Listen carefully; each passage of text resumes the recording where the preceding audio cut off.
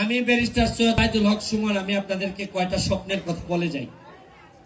যদি আমি নির্বাচিত হইতে পারি গোলমার্কা নিয়ে, প্রথমে যে কাজটা করব এইটা হচ্ছে গিয়ে নারী, শিশু, হিন্দু, বৌদ্ধ, খ্রিস্টান সম্প্রদায় মাইনরিটি যারা আছে তাদের নিরাপত্তা নিশ্চিত করব চরমভাবে।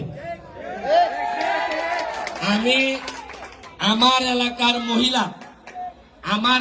মহিলা যারা আছে, তোমরা ছেলেরা কষ্ট পাইও না, মহিলারা, আমি যদি এমপি থাকি আমার এলাকার কোন মহিলার শরীরে অন্য কোন লোক মারামারি করব তো দূরের কথা, নিজের জামাইও যদি মারামারি করে তাও আমি এমপি হিসাবে বাসায় চলে আসবো।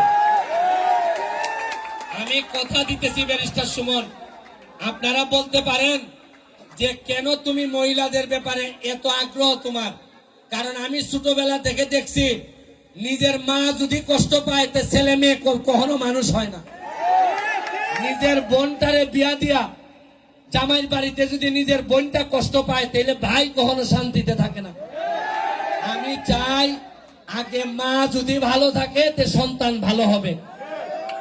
আমার দ্বিতীয় স্বপ্ন, আমি মিনিমাম 50 লক্ষ ফলের চারা লাগাইতে চাই মাধবপুর এবং সোনারঘাটে। আপনারা বলতে পারেন যে লাগাইলে কি হবে।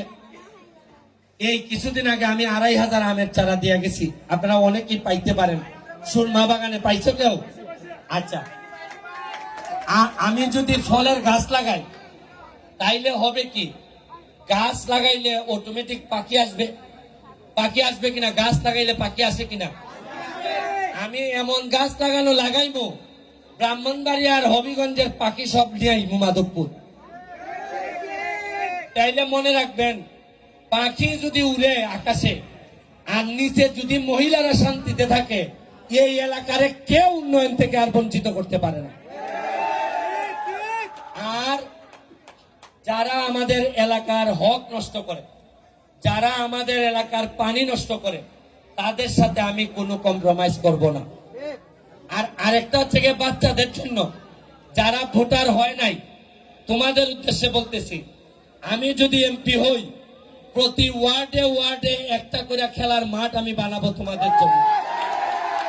যদিও চা বাগানে অনেক মাঠ আছে, আমি পুরা এলাকায় যে জায়গায় মাঠ নাই, হয়তো বড় মাঠ পারবো না, 2 একর 1 একরের মাঠ বানাবো। আর আমি কথা দিয়ে যাইতেছি, যদি আমি এমপি হই কোন মাঠে বাবা মা তোমাদেরকে বল দেয়া লাগবে না, সরকারি ভাবে আমি এমপি প্রতিটা মাঠে বলের ব্যবস্থা করব আমি।